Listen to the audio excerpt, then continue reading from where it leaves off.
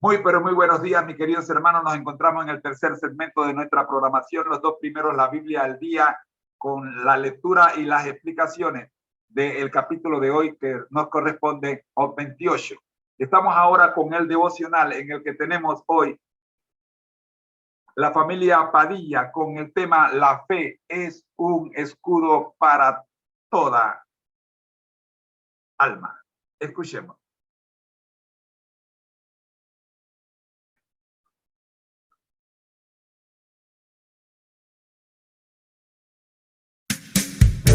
Todos tenemos una meta, un sueño. Bienvenidos al devocional. ¿Has intentado obviar una respuesta? Reflejemos a Jesús de Elena G. de White, 22 de abril. La fe es un escudo para toda alma. Sobre todo tomad el escudo de la fe con que podáis apagar todos los dardos de fuego del maligno. Efesios capítulo 6, versículo 16. La fe significa confiar en Dios, creer que nos ama y sabe mejor qué es lo que nos conviene. Por eso nos induce a escoger su camino en lugar del nuestro. En vez de nuestra ignorancia, acepta su sabiduría. En vez de nuestra debilidad, su fuerza. En vez de nuestra pecaminosidad, su justicia. Nuestra vida, nosotros mismos, ya somos suyos. La fe reconoce su derecho de propiedad y acepta su bendición. La verdad, la justicia y la pureza han sido señaladas como los secretos de éxito en la vida. Es la fe la que nos pone en posesión de estos principios. Todo buen impulso o aspiración es un don de Dios. La fe recibe de Dios la única vida que puede producir desarrollo y eficiencia verdaderos. Se debería explicar claramente cómo se puede ejercer fe. Toda promesa de Dios tiene ciertas condiciones. Si estamos dispuestos a hacer su voluntad, toda su fuerza nos pertenece. Cualquier don que nos prometa se encuentra en la promesa misma. La semilla es la palabra de Dios, Lucas 8:11. Tan ciertamente como se encuentra la semilla del roble en la bellota, se encuentra el don de Dios en su promesa. Si recibimos la promesa, recibimos el don. La fe que nos capacita para recibir los dones de Dios es en sí misma un don del cual se imparte una porción a cada ser humano. Aumenta a medida que se la usa para asimilar la palabra de Dios. A fin de fortalecer la fe debemos ponerla a menudo en contacto con la palabra. Al estudiar la Biblia, el estudiante debería ser inducido a ver el poder de la palabra de Dios. En ocasión de la creación, Él dijo y fue hecho. Él mandó y existió. Salmos capítulo 33, versículo 9. Considerada en su aspecto humano, la vida es para todos un sendero desconocido. Es un camino por el cual, en lo que a nuestras más íntimas experiencias se refiere, andamos solos. Ningún otro ser humano puede penetrar plenamente en nuestra vida íntima. Al emprender el niño ese viaje en el cual tarde o temprano deberá escoger su curso y decidir las consecuencias de la vida para la eternidad, cuán ferviente debería ser el esfuerzo hecho para dirigir su fe al guía y ayudador infalible. Como escudo contra la tentación e inspiración para ser puros y sinceros, ninguna influencia puede igualar a la de la sensación de la presencia de Dios. Todas las cosas están desnudas y abiertas a los ojos de aquel a quien tenemos que dar cuenta. Muy limpio eres de ojos para ver el mal, ni puedes ver el agravio. Hebreos 4:13, Habacuc 1:13. Este pensamiento fue el escudo de José en medio de la corrupción de Egipto. Su respuesta a los atractivos de la tentación fue firme. ¿Cómo pues haría yo este grande mal y pecaría contra Dios? Génesis 39:9. La fe, si se la cultiva, será un escudo para toda alma. La educación, páginas 253 a la 255. Gracias por escucharnos. Ahora queremos invitarte a compartir los tesoros que Dios ha puesto en tus manos. Visítanos y comparte en www.devocionmatutina.com.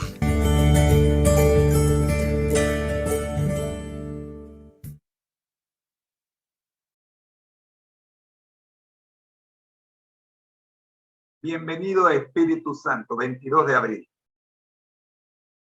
El Espíritu muestra quién es el Señor. Él les dijo, pues como David en el Espíritu te llama Señor, diciendo, dijo el Señor a mi Señor, siéntate a mi derecha hasta que ponga a tus enemigos por estrado de tus pies.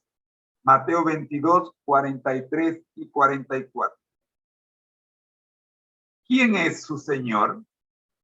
¿Su Maestro? Cuando usted reconoce a Jesús no solo como Salvador, sino también como Señor en su vida, usted habrá dado un paso gigantesco hacia la comprensión y la experiencia del verdadero poder del cristianismo.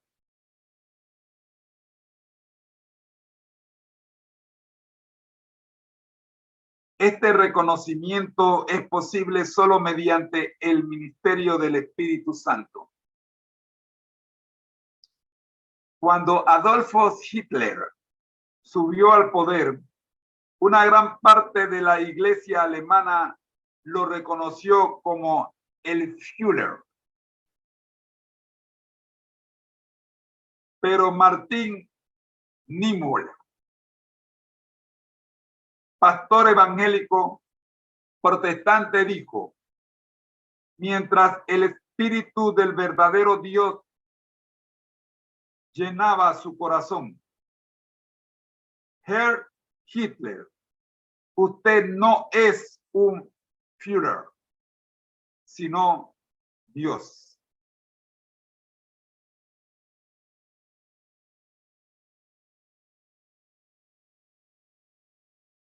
Müller había aprendido lo que era el trágico error del silencio contra el enemigo.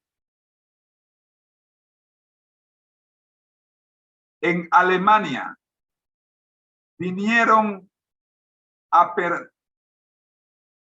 aprender a los comunistas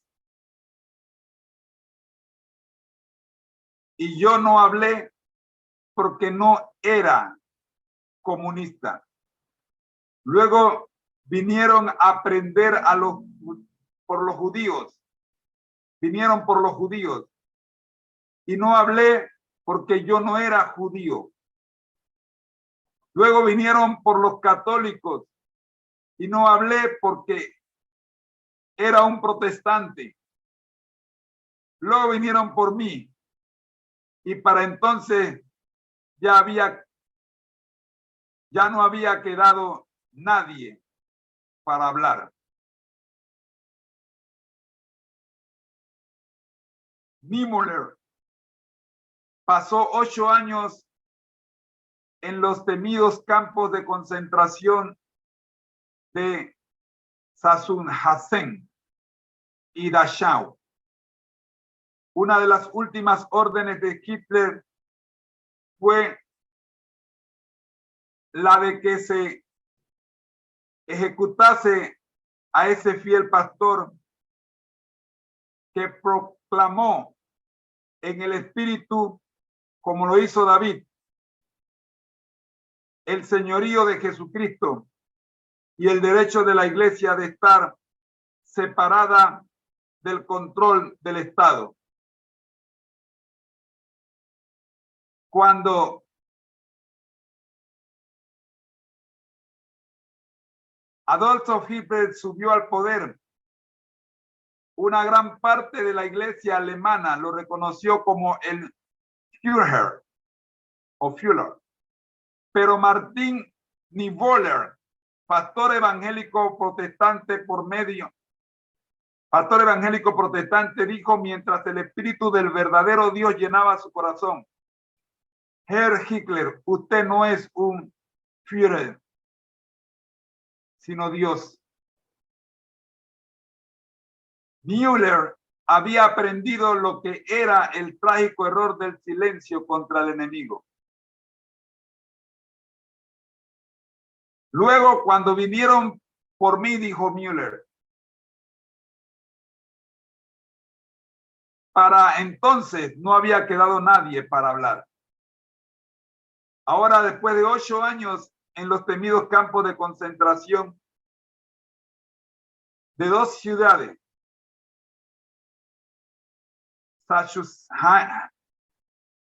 Sachsenhausen y Dachau. Una de las últimas órdenes de Hitler dice textualmente: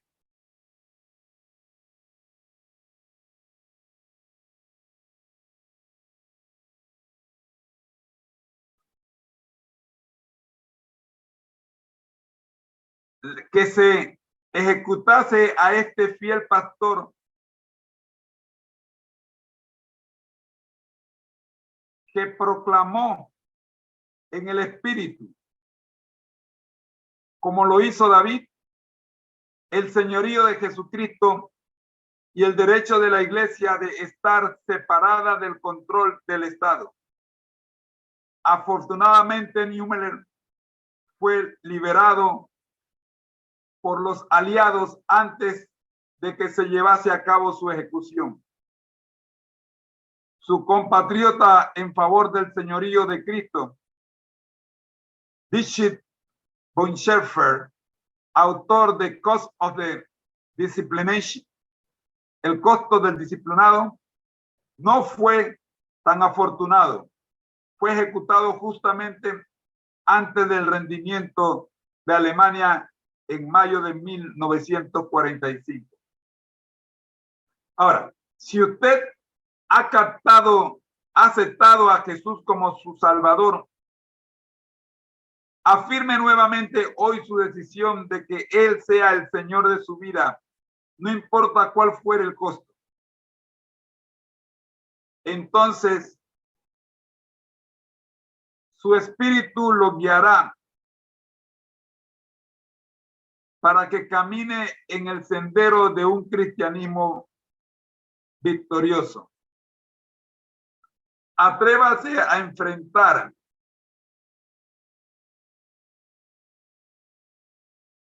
al enemigo. Una oración podría ser: Padre, voluntaria y gozosamente te doy el derecho de tener hoy plena autoridad sobre cada aspecto de mi vida.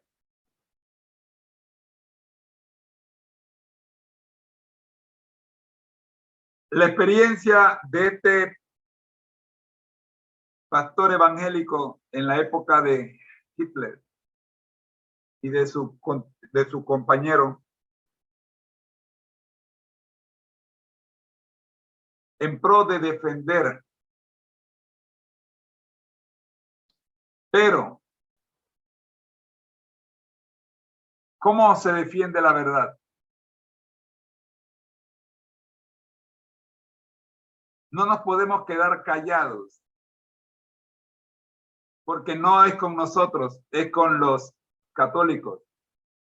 No nos podemos quedar callados porque no es con nosotros, es con los evangélicos.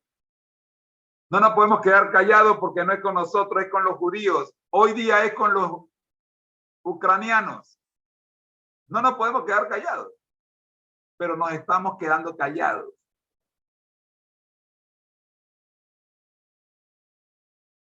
Hemos sido llamados a defender la verdad en todo momento, terreno y lugar. Oramos. Nuestro Dios que estás en el cielo, gracias, Señor, le damos por la experiencia registrada en el estudio de hoy. Que podamos, Señor, hablar, porque recibimos de usted el poder para hacerlo. en Jesús. Amén. Así le damos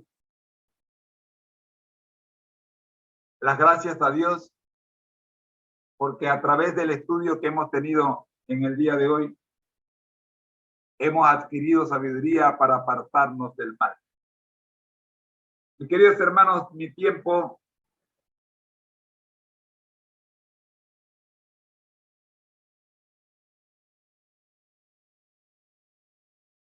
se está agotando. Vamos a la lección de escuela sabática para nuevos creyentes. ¿Qué tenemos para hoy? Amar a Dios. Esta semana hemos estudiado 3 preguntas. ¿Cómo se puede amar a Dios o amar a alguien que no podemos ver? ¿Existen maneras de demostrar nuestro amor a Dios? ¿Puedo aprender de Jesús la forma de amar a Dios?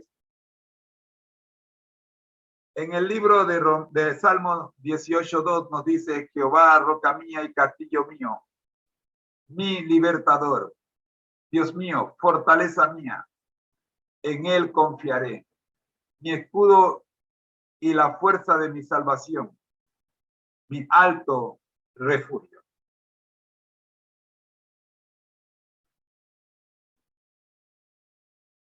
Oramos. Nuestro Dios que estás en el cielo, gracias te damos, Señor, por permitirnos en esta hora el estudio de su palabra a través de la lección de escuela sabática para nuevos creyentes. Oramos, buen Dios, para que este segmento sea de beneficio para los que estamos recién bautizados en Jesús. Amén.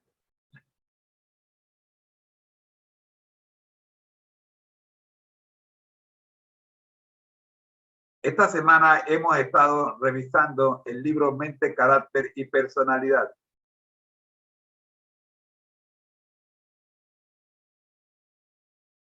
Para encontrar respuesta a la pregunta: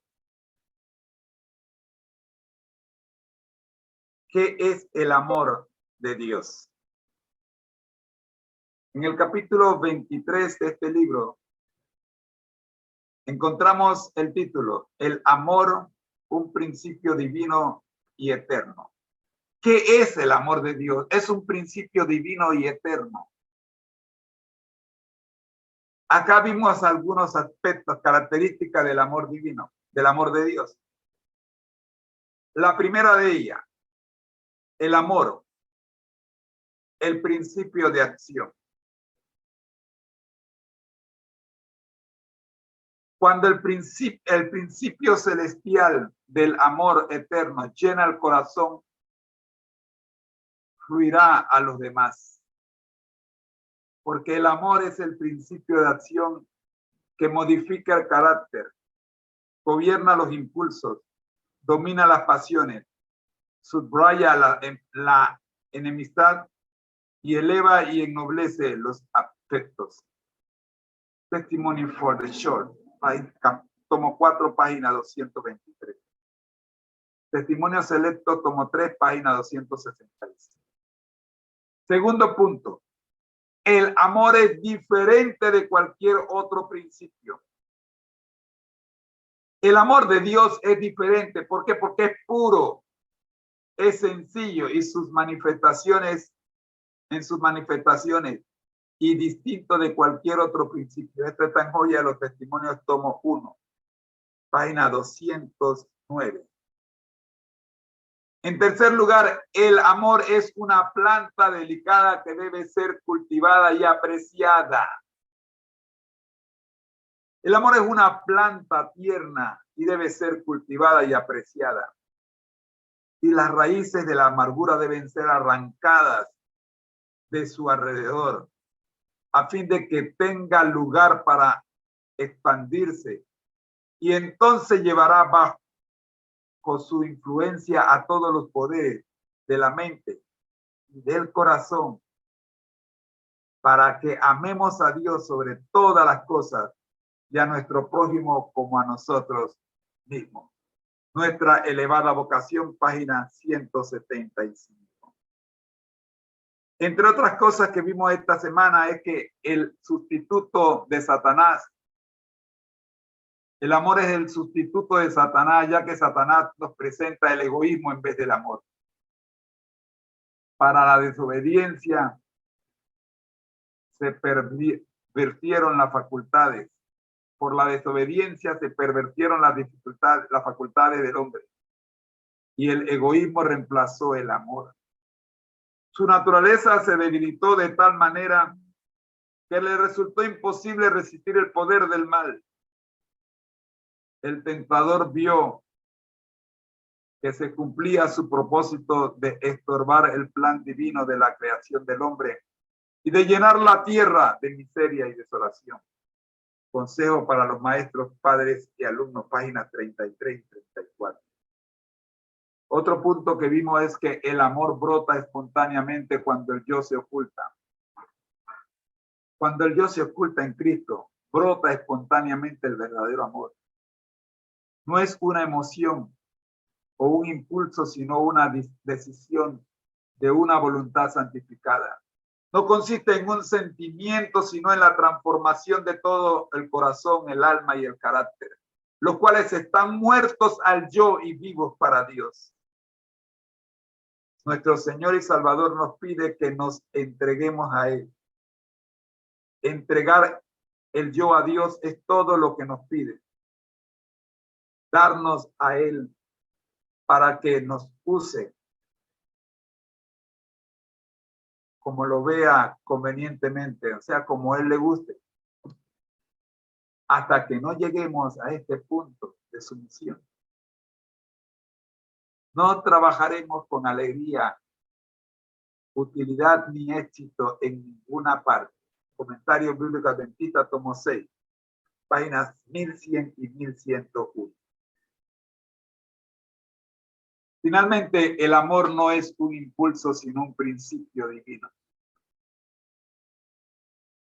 Un supremo amor a Dios y un amor abnegado hacia nuestro semejante es el mejor don de nuestro Padre Celestial, que nuestro Padre Celestial puede conferirnos. Tal amor no es un impulso, sino un principio divino, un poder permanente. El corazón no consagrado no puede imaginarlo ni producirlo. Solo se encuentra en el corazón en que reina Jesús. Primera de Juan 4:19 nos recuerda: nosotros le amamos a Él porque Él nos amó primero. En el corazón renovado por la gracia divina, el amor es el principio de acción dominante. Hechos de los Apóstoles, página 455. El amor, una fuerza intelectual. Del libro Joya de los Testimonios, tomo 1, página 207 y 208, leemos: el amor es poder.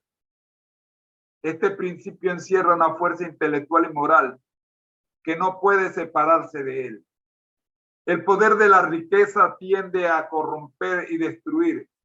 El poder de la fuerza es grande para hacer daño, pero la excelencia y el valor del amor puro consisten en su eficiencia para hacer bien, solamente el bien. Cualquier cosa que se haga por puro amor, por pequeña o despreciable que sea a la vista de los hombres, es completamente fructífera. Porque Dios considera más con cuánto amor se trabajó que la cantidad lograda. El amor es de Dios. El corazón inconverso no puede producir esta planta cultivada por el cielo, porque esta vive y florece solamente donde Cristo reina. Así, mis hermanos, la pregunta de hoy, de esta semana fue: ¿se puede amar a un Dios invisible? El testimonio de Annie Dillard. Ella dijo: tan solo conozco lo suficiente de Dios como para desear adorarlo por cualquier medio a mi alcance. El salmista dice: Jehová, de mañana oirás mi voz, de mañana me presentaré delante de ti y esperaré. Tan solo conocemos de Dios lo necesario para adorarlo por cualquier medio a nuestro alcance. Y queridos hermanos, gracias por haber estado con nosotros la mañana de hoy con la lección de escuela sabática para nuevos creyentes. El Señor les bendiga. Vamos a orar. Nuestro Dios que estás en el cielo, gracias. Gracias, Señor, por la lección de esta semana en la que conocemos mediante la escritura, mediante la oración, mediante la obediencia y mediante la adoración, medios por los cuales, oh Señor, podemos conocer el verdadero amor. Gracias, Señor. Oramos en el nombre del Padre, del Hijo y del Espíritu Santo. Amén. Querido hermano, le invitamos a repasar esta lección mirando los videos que hemos grabado esta semana para que usted obtenga una mejor comprensión de lo que es amar a Dios. Gracias. Adquirir sabiduría para apartarnos del mal. Esa es la meta, porque nos estamos preparando, según Amós 4:12, para el encuentro con nuestro Dios. Bendiciones.